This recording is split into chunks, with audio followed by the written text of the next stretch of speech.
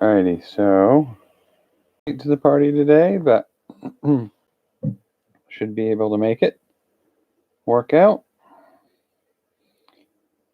So game making week. This is what we're gonna do for the week here. And I have previously created a card game. I have created a board game and another card game potentially. So let's see. First game I ever made was before the start of this year, so I don't know if we're going to count that in all the things we're talking about. But the game I made was a card game called Runcible Foods. And at the start of this year, we created I think it was the third week of there. I worked my way through creating a board game, a cyberpunk themed board game called Access Granted. And I'm still trying to figure out if I can release that for free without compromising my ability to own it.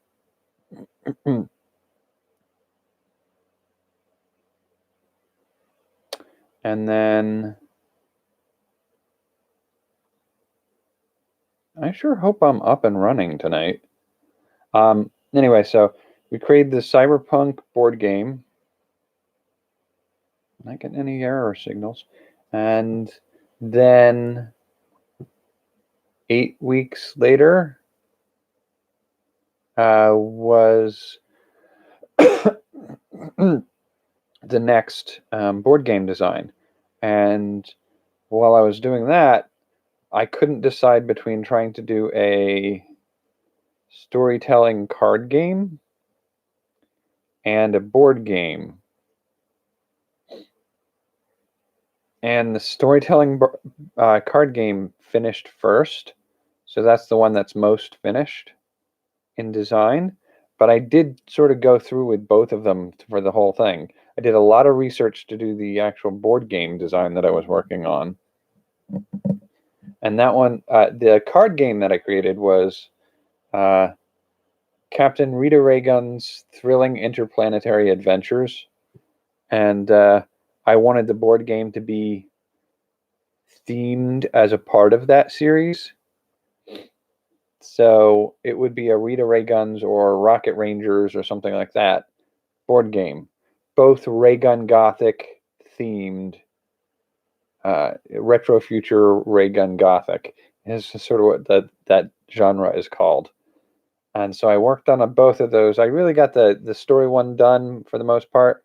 The board game one, I think it needs some playtest and some tweaking. But now we're entering a third week of game concept design. And I debated hard and long, that's an unfortunate phrasing, about what kind of genre or theme I wanted this game to have. Now, previously, I had done a board game, I'd done a card game, and I kind of was looking at those and thinking, like, there are very few other types of games that I haven't done. And the ones that come to the top of my head are board games, card games, role-playing tabletop games, which may be something I do at another point, and then dice games. And I can't for the life of me think of any real dice game that I've participated in on a regular basis. I think there's also room for discussion of things like we could potentially come up with at another point like a miniature war game. I've not dabbled with that a whole lot, so I can't say anything about that. Likewise, I've played some tabletop role-playing games, but those are very involved systems. And so I think it's best not to do those kinds of things in a scramble to make a game. And so thinking about those opportunities for game creation and the possibilities of what I can make this time, the dice game seems to be the simplest route to enter by. Because I mean, I've done card games, I've done board games.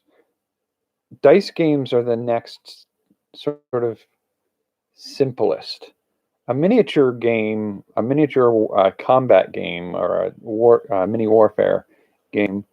That's like you make a bunch of miniature sculptures and you source a combat system similar to a role-playing game.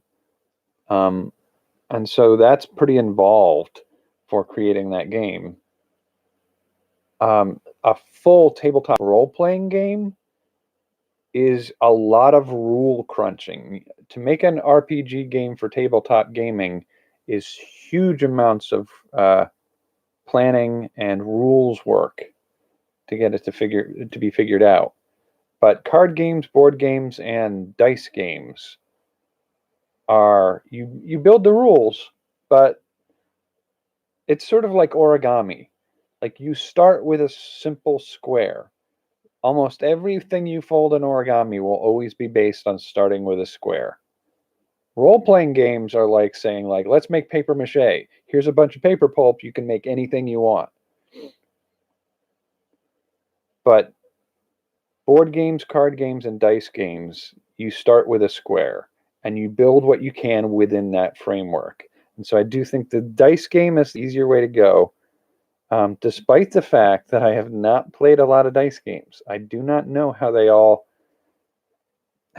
tend to work. And some of the ones that exist out there, I will say part of the reason I haven't played a lot of dice games is of the ones that I've encountered, they're kind of lame. And I don't mean that like crassly. There's an aspect of certain card games that I feel the same way about. Like I've played some fun card games, don't get me wrong. But when you say a collectible card game, people think Magic the Gathering. And I am not interested. Magic the Gathering, as near as I can tell, like it has no story. And I think that's the thing that bugs the heck out of me. I'm a story-driven creator. I like a story. And near as I can tell with Magic the Gathering, it's like the story of every game you'll ever play is two wizards face each other in one-on-one combat, and they try to beat each other with certain spells and power-ups with mana and different monsters. And I'm like, where does this take place? What's the world? Why are they fighting? Is there a point where they realize they're both being manipulated by a third party? No, it's always just dueling.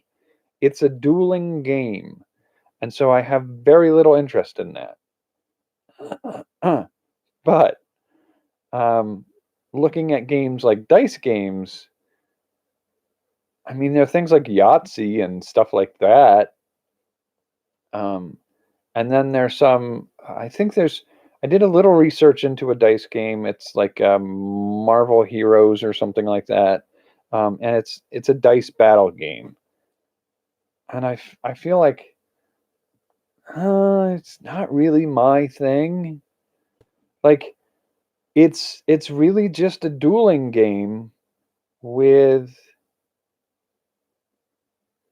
like reskins of Marvel superheroes and stuff. And I'm like, I don't want to duel. That's not what I'm doing. That's not why I'm here. I want to play a game, not rock, paper, scissors and at an advanced level. I'm like, that's just not my thing. And so really looking through at different types of dice games that I could find, there are a couple types of games out there. And I admit that when I started thinking about how I was going to do this, I borrowed heavily from certain types of simple card games. Because essentially, like when you roll a handful of dice, each one is like a stack of 6 cards. And you're just drawing randomly from it. So borrowing a little bit from card games to transport it over to dice games is sort of what I ended up doing. And I think some of what I came up with is probably going to work all right. So then I had to ask myself, like, what theme, what genre did I want to play in? Because if I'm going to be doing a world building, adventure, story, dice game, I have to build the world and the story base, the world building and story base of the game. And so, like, what's the play narrative? It can't just be a duel. And so I got to thinking, like, okay, I've done cyberpunk, I've done the ray gun gothic retro future style. Oh, those are my notes there, and that's contemplating recipes for the next cooking. All right. But thinking about the dice game, I got to thinking, like, well, I could do steampunk. I could do a high fantasy. I could do a regular science fiction. But I think the one that I kept coming back to was, and maybe it was partly inspired by looking at the superhero dice games and going, this is all wrong. I don't want a game like this. I was kind of hopeful because it'd be superhero based, but it's, and so I started to contemplate, like, could I do a superhero game with dice that suits what I was looking for? So I'm thinking I'm going to do a superhero style dice game, but it's going to be like a dice adventure game. And I'm loosely basing this off of, I went over some ideas, and a really good example of a company that has made a superhero thing work well, aside from Marvel's cinematic universe, a very superhero-like thing that has done really well as gaming goes is Overwatch. And I sort of really dig the way they've handled Overwatch. It's a game design where they do character introductions. Like, I remember my favorite video game when I was younger was a game called Dragon Quest or Dragon Warrior when I first got one. And Dragon Warrior, the thing I loved about that game was, like, the character was just like a no-name, like, generic, you become the hero character. And in later versions, you added members to your party that you could build up and make yourself. And it was a role-playing game. And the thing I loved about it was, yes, it was sort of like leveling up. Yes, it was collecting artifacts. But you got these pamphlets, these fold-out maps and these charts with all the magic weapons in the world and the legends and the stories of how they were made with great artwork for them. And those were just the items, like the armor, the weapons, the herbs that healed you or upgraded certain abilities. There was just this whole mythology to this setting that I really, really loved. And what Overwatch did was made the origin stories for each of the characters little cinematic journeys to discover these characters. Now, in gameplay, it almost doesn't matter. Other than what their abilities are and the backstory of the world they're playing in, almost none of that matters. But they put the time and effort in to develop the characters. And so, when thinking about making a dice game, I kind of want to port some of those characteristics over to it. So I did a little looking around at certain games, and there's a couple of games out there that use, you have a player card that you pick who your character is, and that character has a primary and a secondary ability, sometimes just one ability, that affects a rule in the game.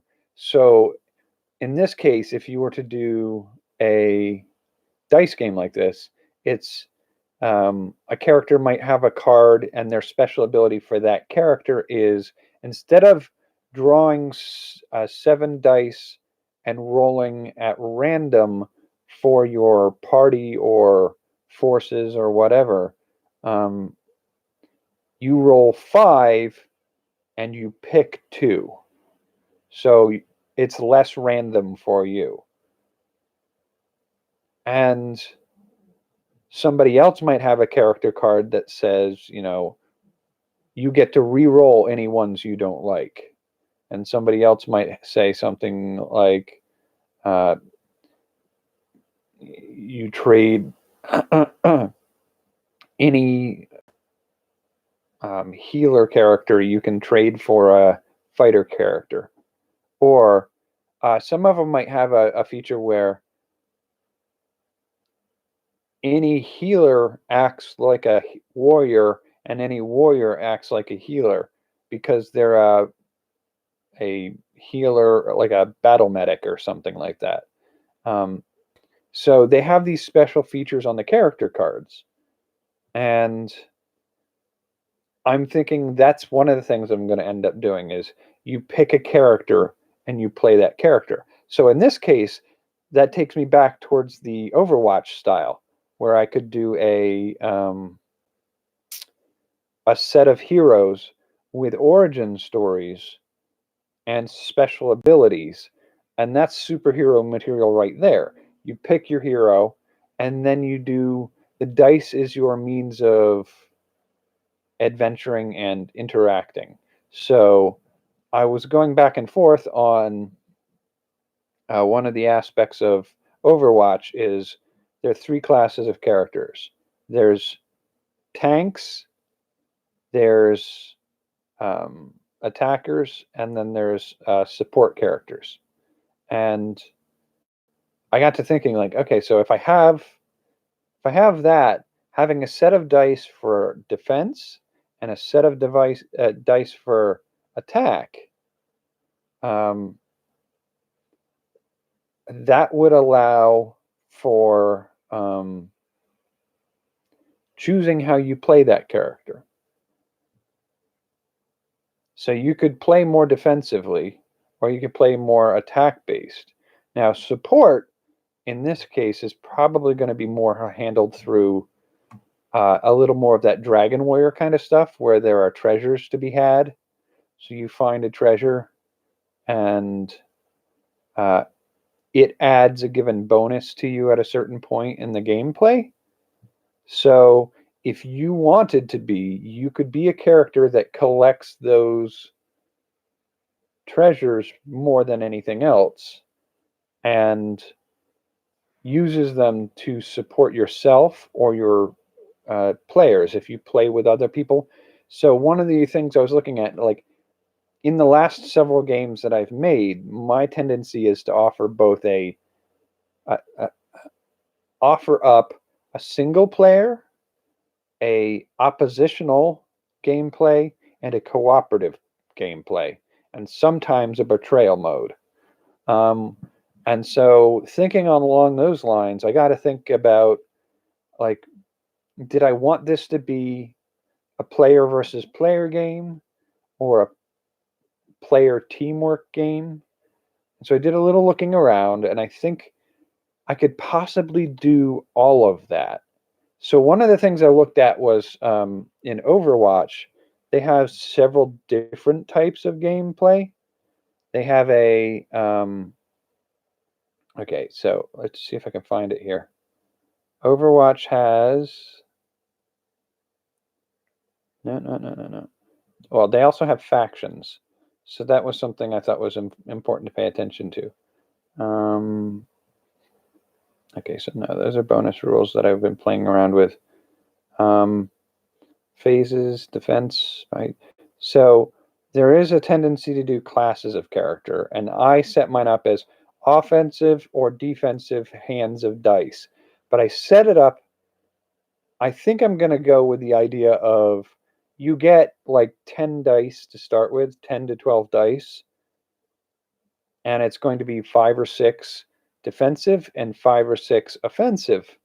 And when you play a hand, or when you play a round, you decide if you're going to take an even number of each, you're going to take more of one than the other, and which way you want to play that character. But where were we? I had so the offensive, defensive, and then there's like the treasure, the things that you can get. And since it's a superhero theme that I'm going for, I went with gadgets. So it'd be like a ray gun or a shield generator or something like that. I contemplated 10 dice, maybe 12. And then I wanted to do mission cards. So in some of these types of dice games, what you have is really just an arena on which you get a dueling game, player versus player. And occasionally you'll have like a game that's so designed for a single player game that you each take a turn doing a round of single player play. And that was like, that's not how you play games with other people. There's got to be a better way to do that. And so what I got thinking of was mission cards. So you'd put down a card, and maybe it's a game where a round where you're going to be competing against the other player in a fight. But maybe it's also a race with the other character where there's a series of goals that you have to beat in a row, and each of you moves a tracker along either side of that track, and whoever gets to the end first wins. Or maybe you do something like it's a area of 6 different rooms, and you have to collect a certain number of things and get out. And that's the winning scenario for that one.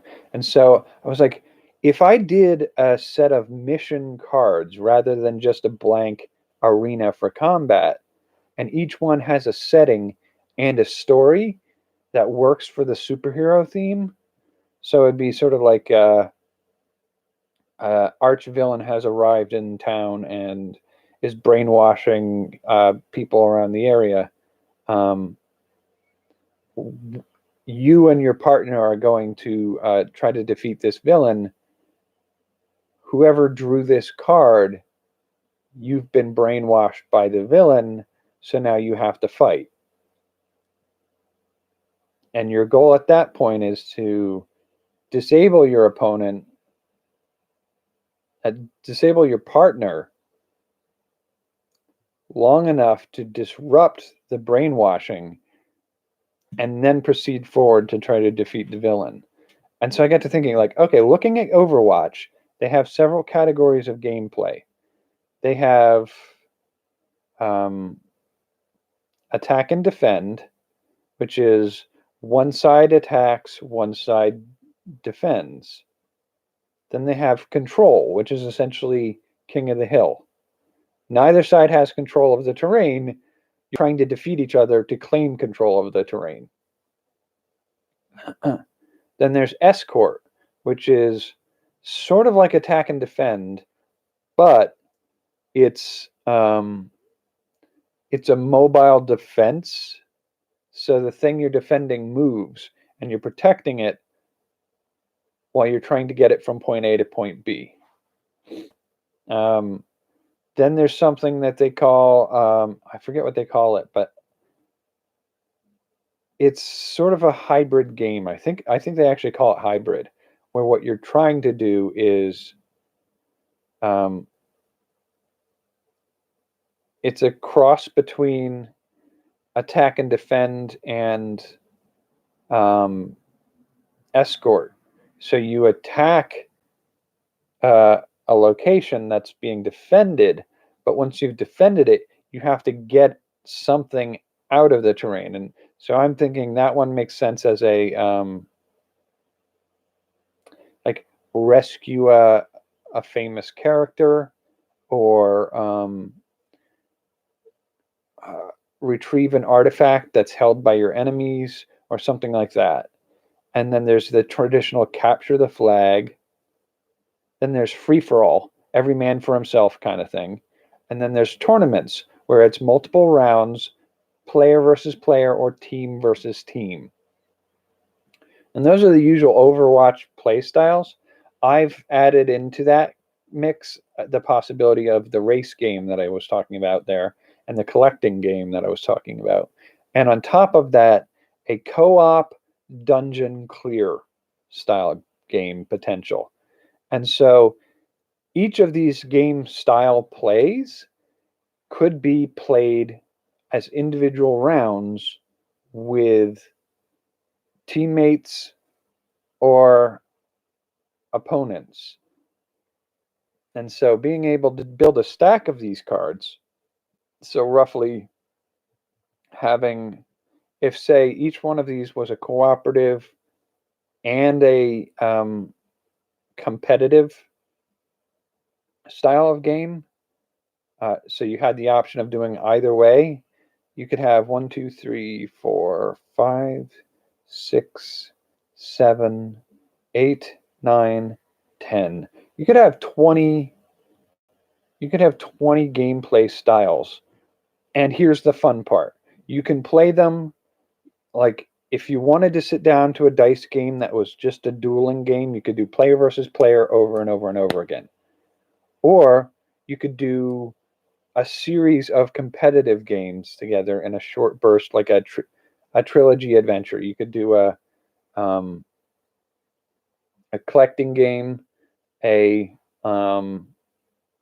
race game, and a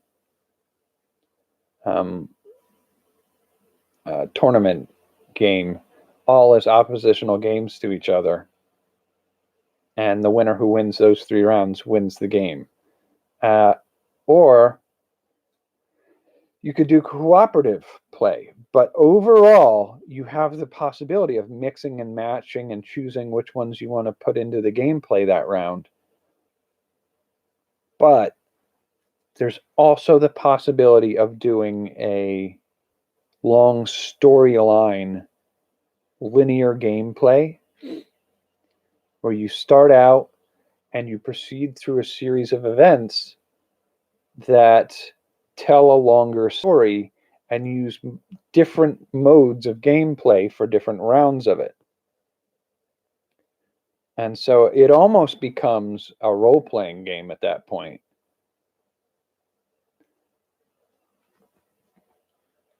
And so I'm looking at that and I'm thinking that's probably where I'm going to go with this. Now, the vast majority of this is handled with dice. So you have your character card and you have your, I don't want to call them, what did I call them? Mission cards. So mission cards, player cards, and you're going to have some gadget cards that you collect, or maybe tokens, I don't know. And when those things are important to gameplay, but everything you do in the game is going to be based on dice. And so with the offensive and defensive aspects of dice, it'll be, I wrote them here as kerpow, blammo, zap. And they're sort of just a spoof on those old Batman TV series combat noises.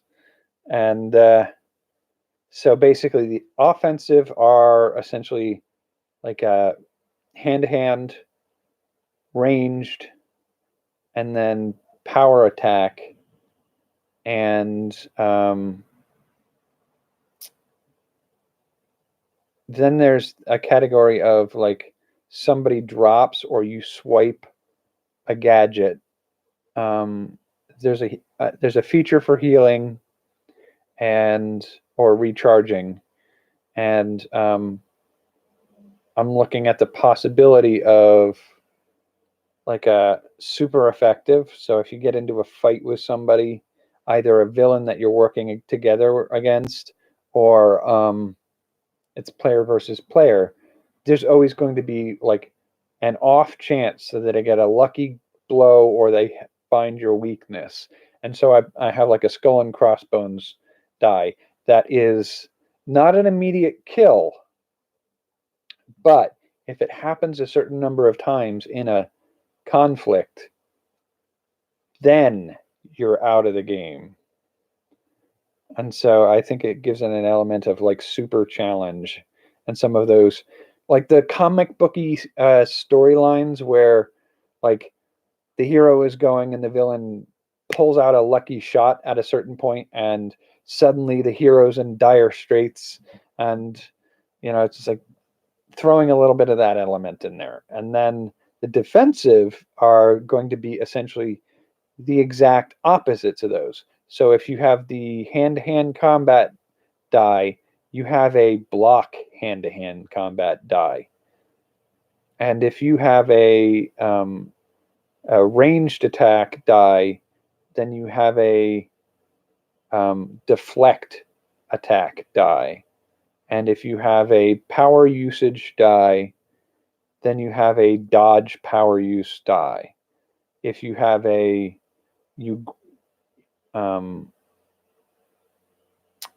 dropped gadget, then you also have a pickup gadget. And I have here also a utility belt die. So it's like it's a versatile tool that helps you solve any problem. And then the ability to exchange an existing die for another die is a potentially valuable. So like re-roll a die and re-roll a number of dice die. And so those are the main dice that you're going to be using. You're going to be using offensive and defensive for completing challenges, defeating enemies, or player versus player roles. And on that score, the gadget category that's brought up by those dice should have gadgets that offer a bonus ability like the hand-to-hand combat ranged and power-based attacks, and possibly the grab a gadget.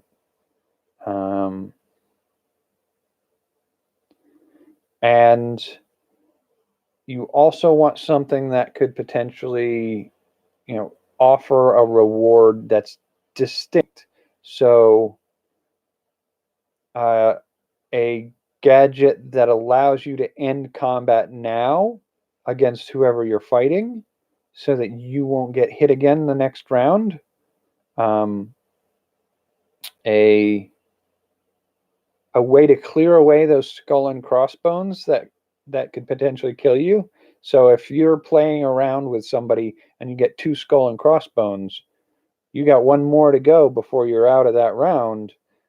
Well, you've got this token that you can use to get rid of the 2 that you currently have. Then you're back in the fight. And so I can imagine a gadget in a comic book where somebody's almost down and out and they pull something off at the last second that gets them back into that fight. That's a gadget that makes sense. There's also a potential of bringing you right to the edge of that skull and crossbones situation. If it means turning like the game I saw a mechanic in that works this way is a game where there's a monster that you have to face when you build up a certain number of skull and crossbones or whatever. And each round you're fighting a little group of monsters, and each battle you do costs you a guy or a gadget or whatever. And each time you do that, you have fewer and fewer to do.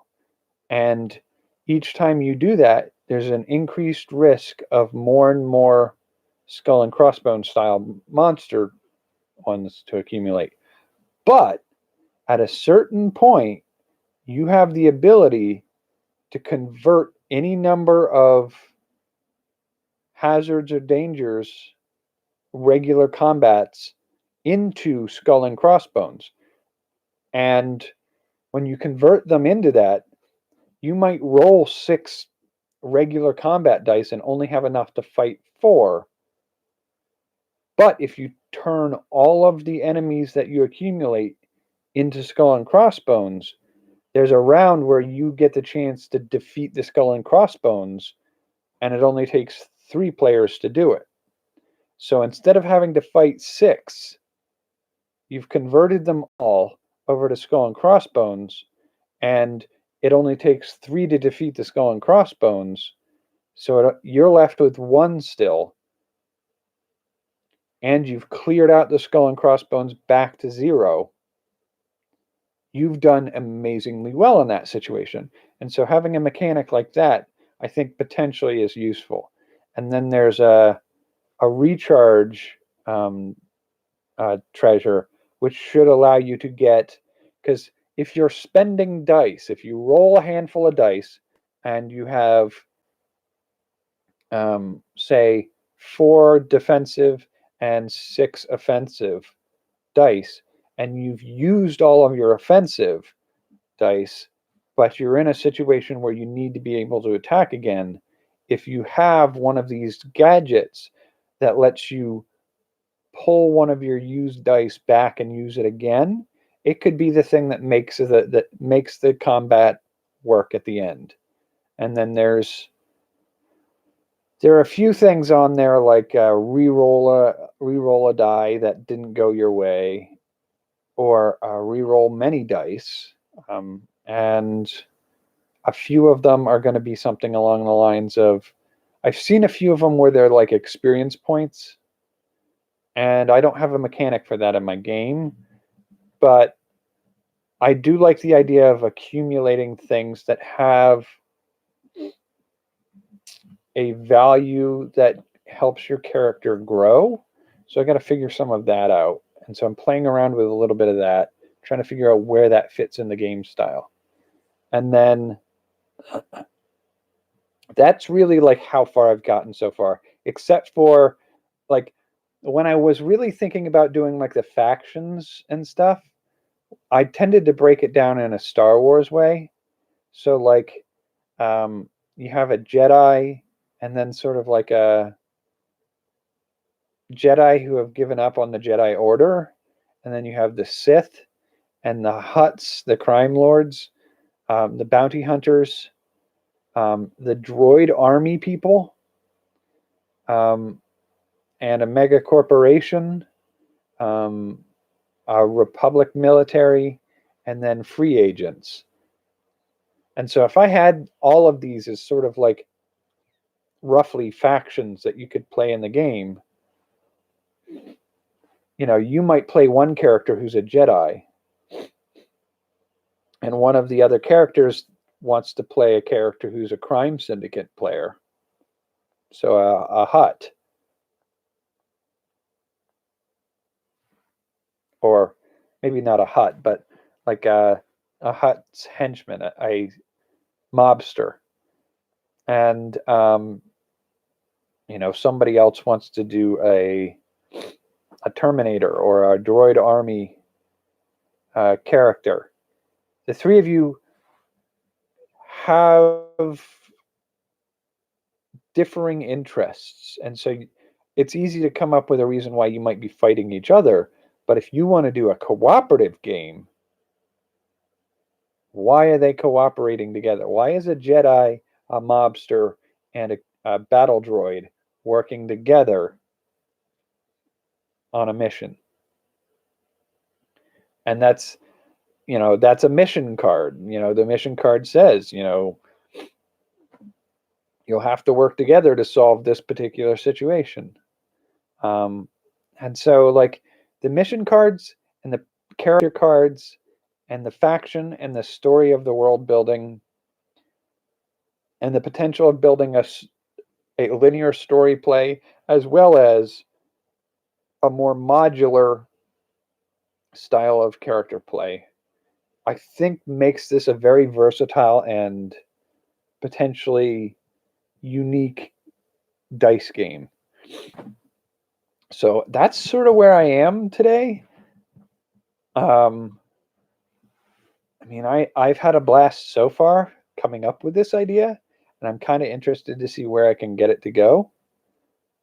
But I will also admit that I stopped this afternoon because I was just putzing around, and I realized like I could make a list of the things I could potentially do for the next food category, which is 2 categories away. The next one is product and service, which I should probably have spent some time thinking about, but not there yet.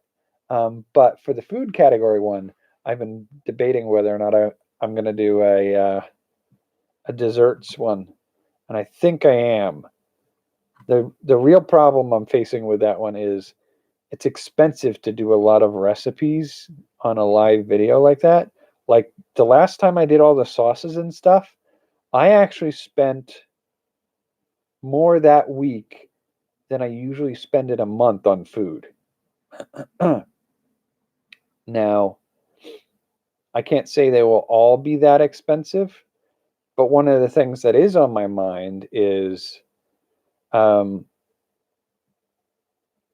desserts are usually fairly high carbohydrate desserts. And I'll be doing a high carbohydrate diet at that time. And so part of me says that's the time to do it. So I actually started punching up a couple recipes for desserts. So I have 3 lists of 7 different things. So about the same number of recipes I did the last time. But instead of doing it over 5 days of 4 recipes a night, it'll be 7 days of 3 recipes a night, which is a little bit easier to do. I may do separate videos for each recipe. I don't know yet. I'll figure that out. But I think in a minute or two here, we should probably call it for tonight. I'll probably spend a little time contemplating what I think I'll do for the product and service next week, just to not hit cold when Sunday starts. But I am going to get back into dabbling around with this dice game design, and I'm not sure how I'm going to play test it. I think I'm probably going to go see if I can find a cheap set of 6-sided dice. Just like Walmart or the dollar store, if they have like 5 6-sided dice, I may buy like 2 to 4 sets and use those and use the numbers and just like make a chart saying like number 1 equals this, number 2 equals this, number 3 equals this, and that way I can just play with them and play test out my rules design. And I can get a thing of note cards that I can use to make the mission cards and the character cards. And I think I'm going to start with a set of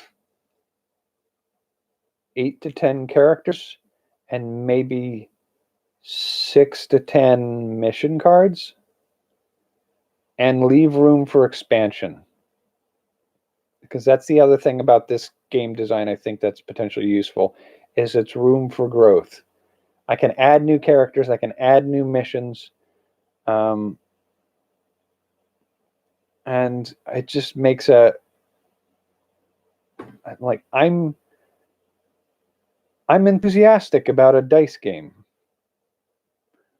I had to design it for myself, but I'm enthusiastic to see if I can make it work.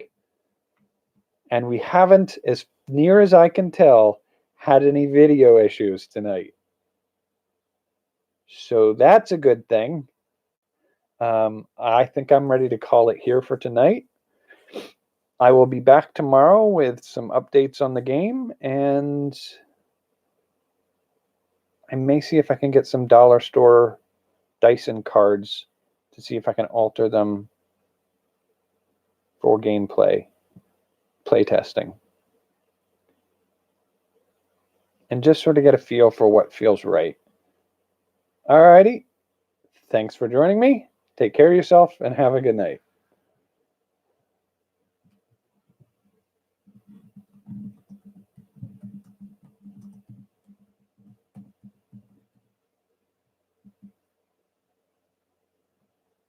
Yeah, I think part of it is I've closed pretty much everything else down tonight, so there's not a lot on the computer going on tonight. So that might be part of it. I'll just have to keep that in mind in the future. Alrighty.